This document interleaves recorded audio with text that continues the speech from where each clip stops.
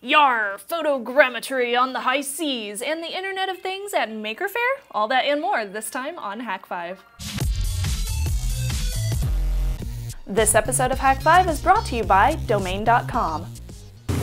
How stable this thing needs to be to get the drone recovered. Not, I catch it in my hand. Oh, yeah. Okay. Should I turn on the spotlight so it's more like we're in a Jaws scene? With this kind of overcast, sure. Yeah. Right. It's an extremely low tide this morning, which is perfect for the mission at hand. I'm tagging along with the folks from the Richmond Yacht Club to inspect what's left of the Southampton Shoal Lighthouse, and it is the perfect opportunity to test out a new drone photography technique.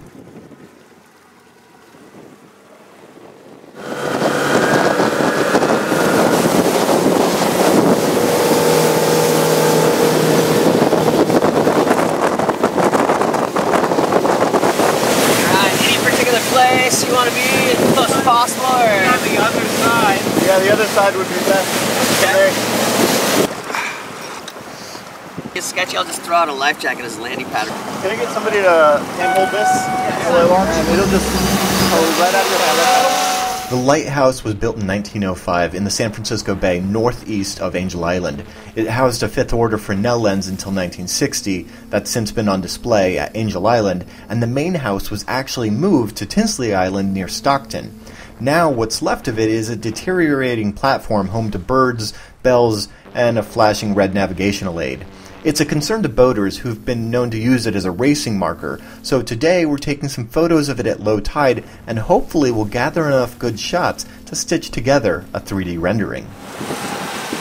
Well, I have the issue where it's like, where am I? And I'm like, which me?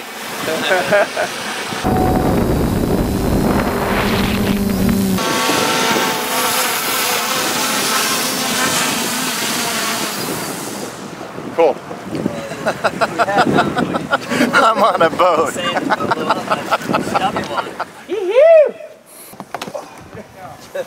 That was great. Hey, thank you. That was just a fun opportunity.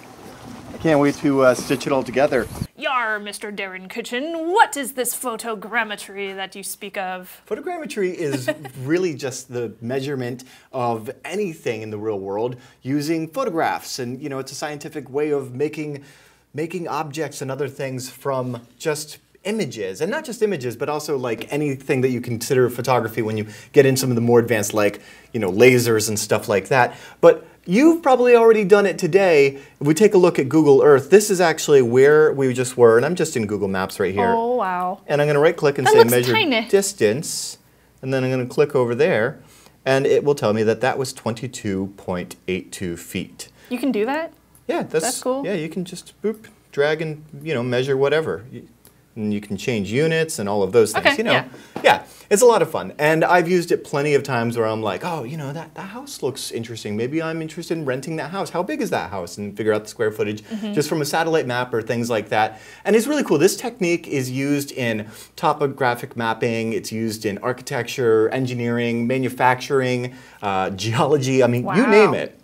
And it's pretty cool because the same kinds of techniques can also be used to create 3D models out of real-world things, which is really kind of exciting. So is that what you were doing there?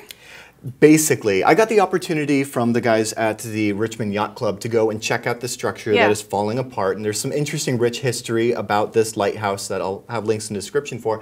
But essentially, it's becoming an obstacle for these beer can races when people cut it a little too close, and I've heard of incidents. So since this was today, this morning was like the lowest the tide has been in quite a long time, as per some farmer's almanac or something like that. I don't know, I'm not a sailor.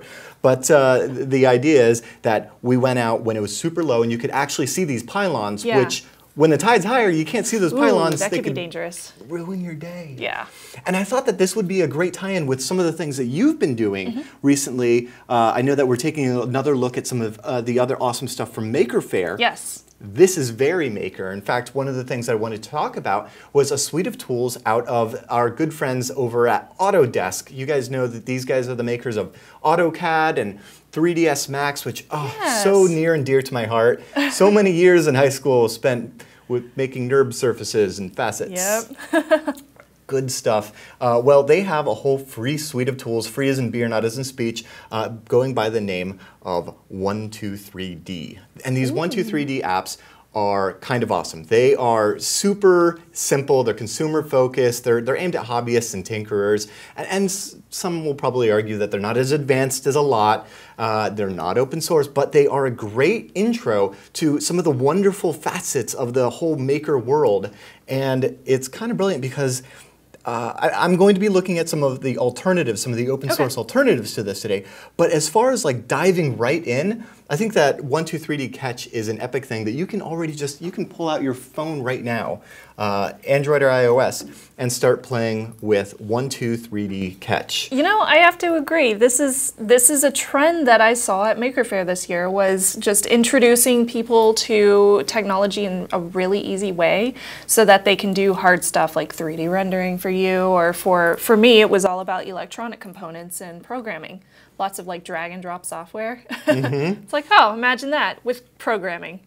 Yeah, I mean, I love just like more STEM, yes, please. Yeah. And this is done in like a super simple fashion where anybody can, basically you take lots of photos and then instantly you can create a 3D like representation of it, and then you can export this out into ways where you can actually then 3D model it, bring it into a more advanced program, or you could even export it to an STL and then go ahead and 3D print it, which is pretty ridiculous.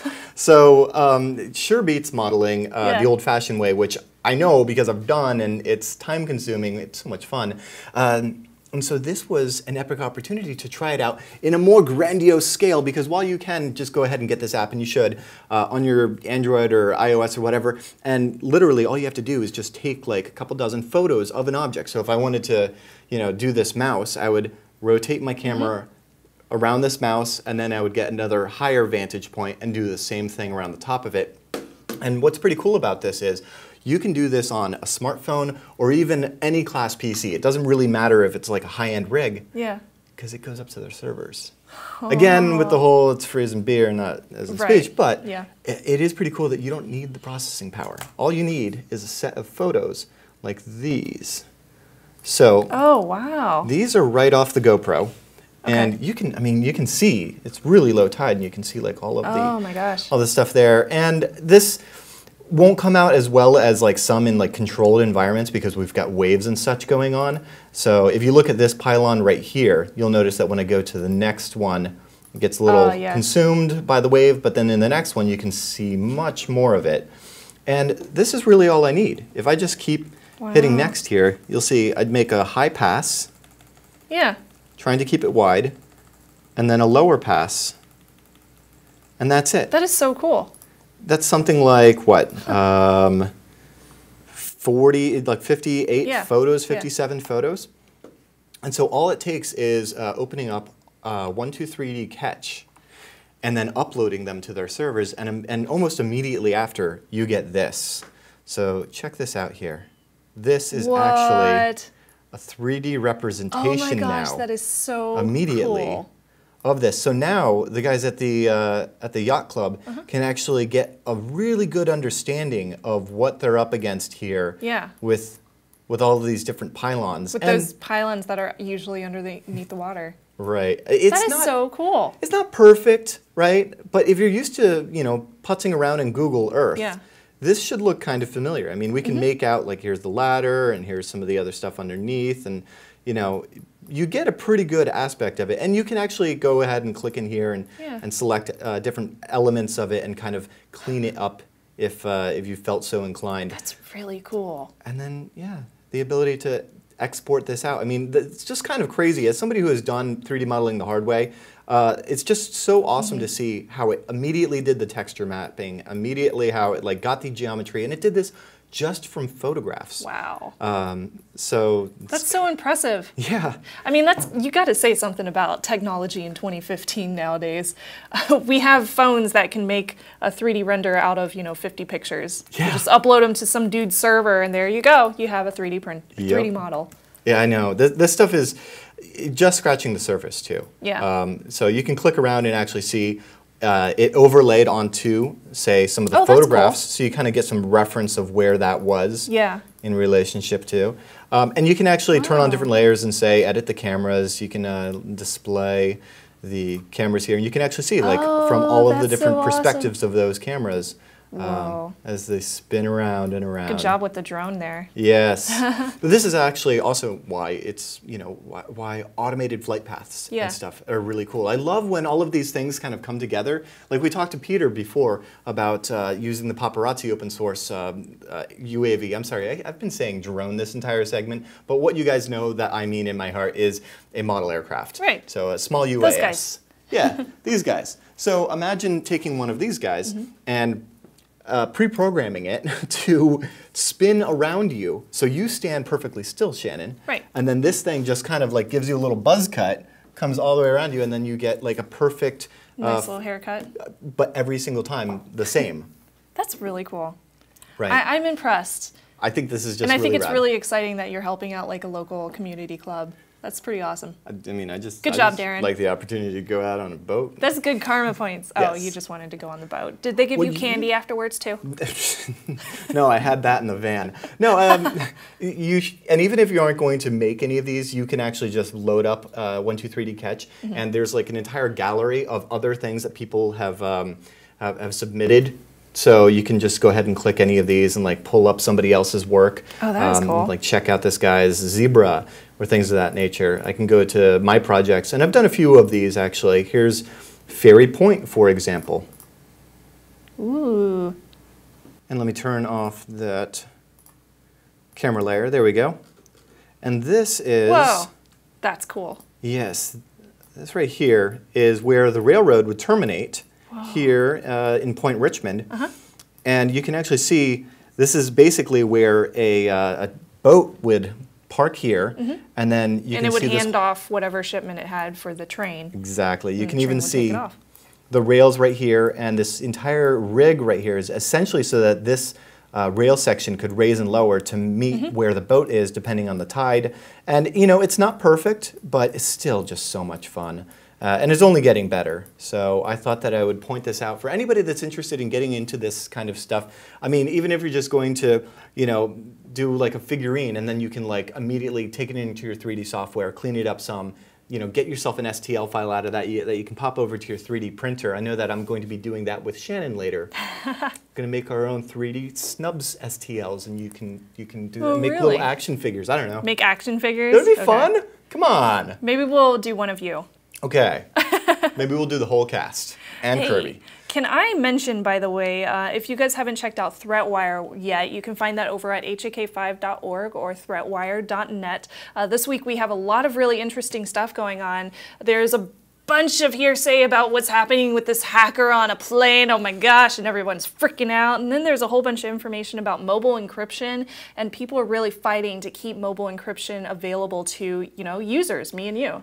It's so, kind of good crazy. Stuff. We're like, it's almost like we're amidst another crypto wars. Yeah. There's, you know, I'll link to more amazing reading from the 90s, because all of this has happened before, and all of it will happen again. It's so true. But we got to fight for a right to party and encrypt. With that, we're going to take a quick break, but when we get back, I am so excited to see all of the awesome stuff from MakerFaire. More MakerFaire. We'll be back.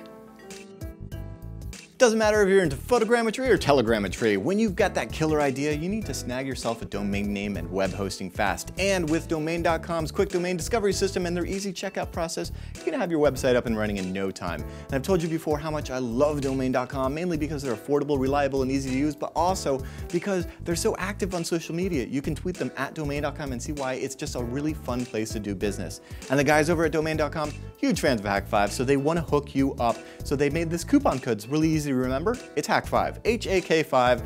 Use that at checkout and get yourself an extra 15% off. And when you think domain names, think Domain.com.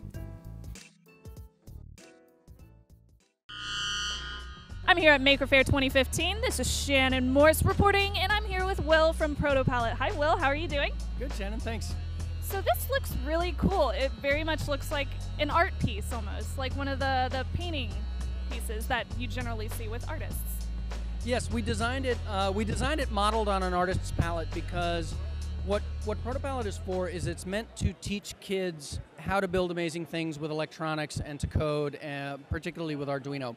So when kids turn 11, 12, 13, and they start to move out of experiencing themselves as artists, they either move into electronics or off to something else. And so what we wanted to do is we wanted to connect with the artist in kids, because creativity with electronics is art, and we don't want to separate those two things. I absolutely agree. You have to have some kind of creative control component to it, or people lose interest. Yeah, absolutely. And it also can be scary, right? And so what we didn't want to do when we built ProtoPalette is we didn't want to create something that was square and rigid and intimidating and scary. We wanted it to be organic. We wanted it to stay human, because that's who builds wonderful things, is humans. So in your opinion, how is ProtoPalette keeping it human? What ProtoPalette does is there's this thing in the mind of the creative person. So if I was a creative person, and I'll leave that to others to decide, but if I was a creative person, I get an idea, and then I want to make it come true mostly with microcontrollers. And if you go look around MakerFaire, you'll see that with microcontrollers, you'll get an idea, and then you sort of have to clean your room. You've got to dig through a box of components, and you've got to sort things out and get them set up where they need to be. You've got to figure out the bits and pieces you need, and by the time you go through that, whatever creative idea, whatever spark, whatever excitement there was, it's not what it was when you started. It's not that light bulb moment anymore, because you have to slog through all of this crap to get going. And so what we did with ProtoPalette is we took everything we thought we might need to build a project, and we built it into ProtoPalette. So like the big ProtoPalette behind me, it's got toggle switches and momentary buttons and 3 different kinds of potentiometers and rocker switches and 36 different kinds of LEDs. It's got servo, it's got a stepper motor, it's got RF and infrared sensors on it, it's got all sorts of things built in, and they're all in the same place every time you go to start something, so you don't have to clean your room anymore. You can just start playing.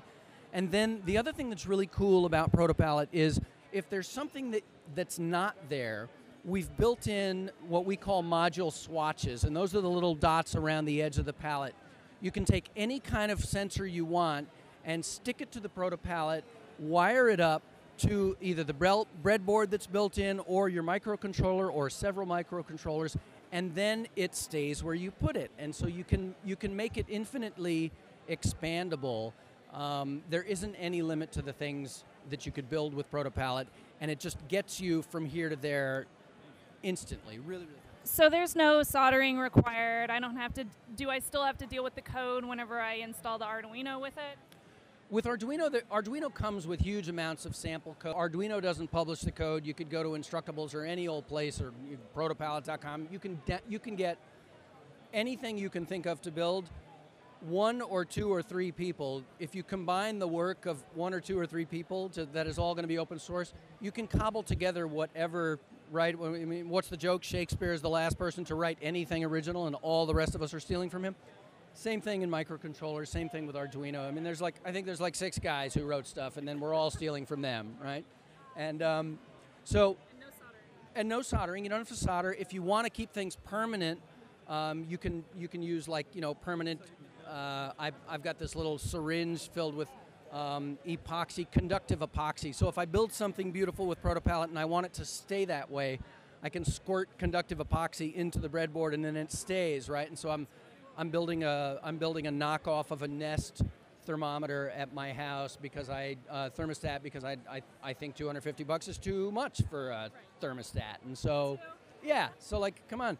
So with this ProtoPalette, what we've done is we've drilled little holes in the bottom of it so that you can hang it on the wall, right? If you create something that's art, you can hang it on the wall and treat it like art. You don't have to so it's just as happy on a dusty workbench in the garage as it is hanging on a wall as a piece of beautiful art, or hanging on the wall as a thermostat at my house.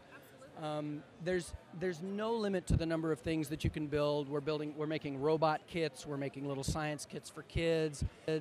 We just want to shorten that distance. I don't want to make kids clean their room before they can do something awesome, right? I just want them to go directly to the awesome.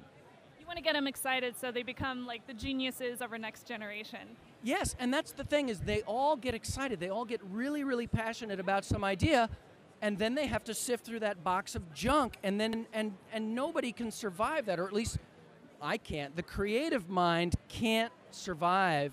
The idea can't survive that kind of discipline. And if we can short circuit that part of it, I think the number of ideas that come true, the number of things that get created is going to explode. Well, I'm totally down. So where can I find this? You can find, here at MakerFaire, you can get ProtoPalette Start, which is our new one, at MakerShed, right here at the store. You can get it at MakerShed.com. You can buy it at ProtoPalette.com. All sorts of places, and then there's like a scad of them that are coming in the next couple of months. That's awesome. And do you have tutorials available for anybody that wants to get started? Yes, we've got tutorials online. I teach a bunch of basic projects that help get people started. My 13-year-old daughter Ellie also does tutorials. She's a girl who makes and a girl who codes, and so she's starting to teach people how to do stuff online. She made a couple of things. She invented this thing called the Brother Buster, which is a little infrared sensor attached to an Arduino that is also attached to a little Python script, and it sits in her room. And if her brother goes in the room, it sends her a text, and so she knows. Yeah, that's awesome. I need one of those.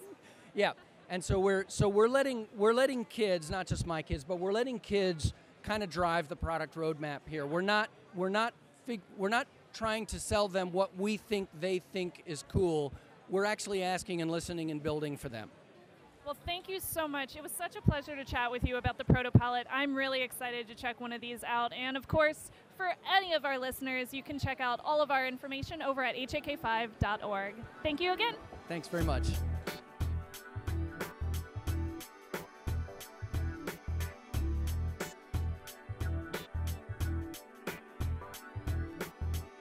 This is Shannon Morris over at MakerFaire 2015 down in San Mateo, California. I'm here with Bio. Hi, Bio. How are you doing? Good. How are you doing?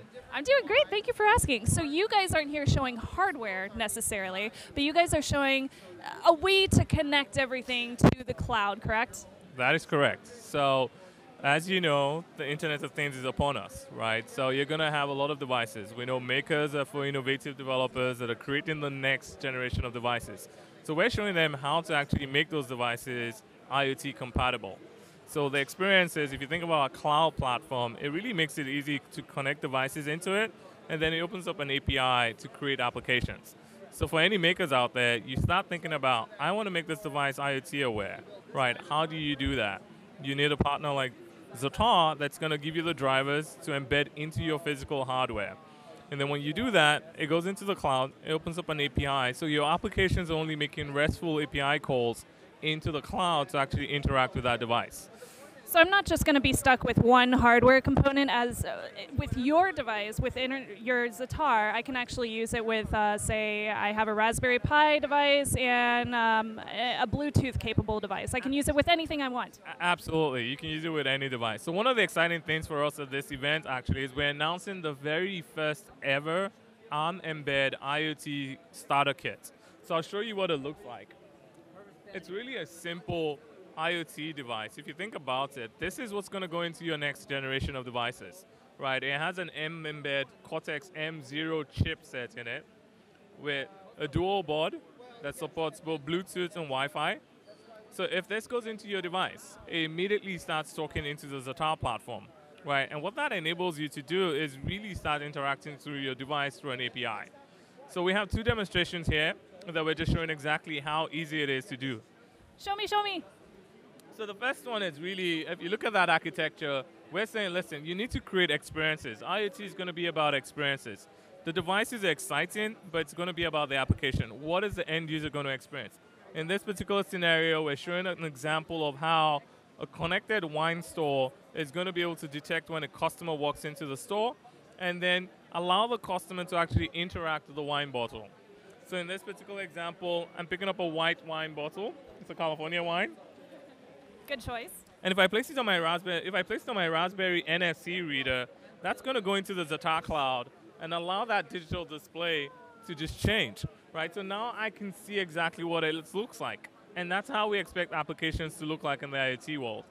This is a standard HTML5 application. It knows nothing about hardware or technology.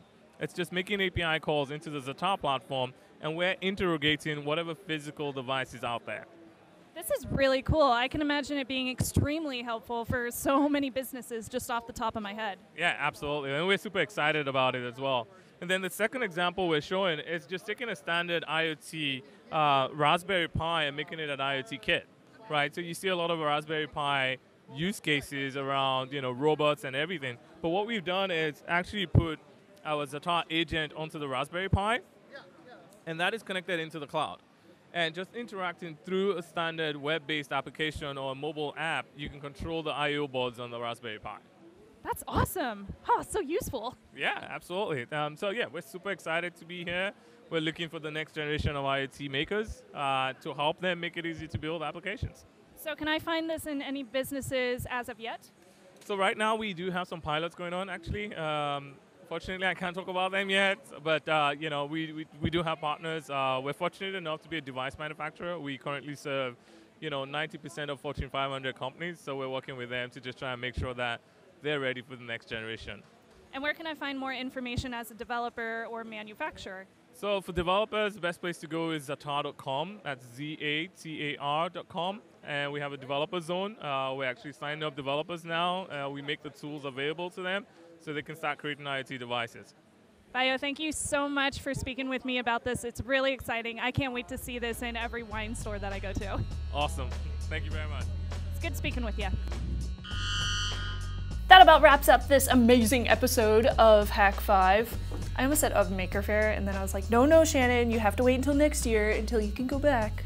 Wow, that press day really did a number on you. Man, press day was great. It was so nice. I want to go back next year. They better have press day again next year. I am really excited about all of the amazing things that have been happening, all of the amazing feedback that we've been getting. So it turns out we're doing something right. Thank you. Keep sending that in. Feedback@hak5.org. We really value everything that you guys think of what you want to see next and ideas for the shows. So yes, that is the best place. Leave a comment. We've got awesome discussions going. The ThreatWire discussions on YouTube are a YouTube anomaly. So I have to hand it to everybody there. Amazing stuff. It's amazing. Comments on YouTube that I enjoy to read. Wow. I also want to point out, if you guys haven't noticed, if maybe you're watching this on the RSS feeds, that there are also a bunch of other shows over at hak5.org, one of which is our good friend Mubix does Metasploit Minute. Yes. And I have had the awesome opportunity to, in the last few episodes, host with him. And I have to say that the 5 ways to get initial access is kind of epic. So if you've ever wondered, like, Mubix, how do you break into all those computers? Oh, we're talking about that initial access. Well, if you can get the secretary drunk and she happens to be a girl, then yes, buy a girl a beer. Maybe, I don't know. That's actually not in the show. I don't know if Mubix, I can't confirm nor deny if Mubix has ever used this technique to get initial access into a computer network. So that would be Metasploit Minute. Metasploitminute.com. You can find all of it over at hak5.org. And while you're there, click follow, find all the ways to find our social networks and ways that you can interact with us. Or you can click on the little shop button and go over to hakshop.com. I was like, dirt. Derp. And check out all of the cool stuff that we have over there. Yeah, we've got 15% off on derps this week, so get your derps. Yeah, we're so excited for the derps. Shannon. What? No, nothing. Okay, with all of that, I want to thank you guys for watching. Until next time, I'm Darren Kitchen. It's being recorded, sir. It's being recorded. I hope it's being recorded. I'm going to find out what you're saying. It's a podcast. I'm Shannon Morse. Trust your Technolust.